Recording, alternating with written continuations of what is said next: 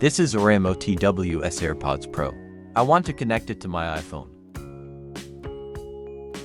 But when I try to connect it to my iPhone, the Oraimo TWS Airpods Pro device is not visible on my iPhone. If the Oraimo TWS Airpods Pro device is not visible on the phone, let's see how to fix it. First, make sure that your earbuds have enough charge.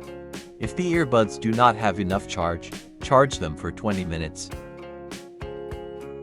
After charging the neckband, try connecting it to your iPhone.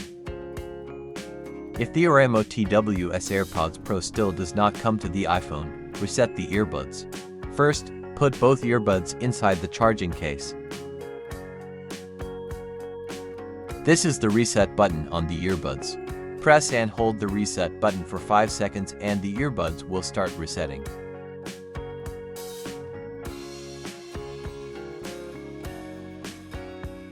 Now TWS Airpods Pro will be visible on the iPhone. Now connect it. Oraimo TWS Airpods Pro is now connected to the iPhone.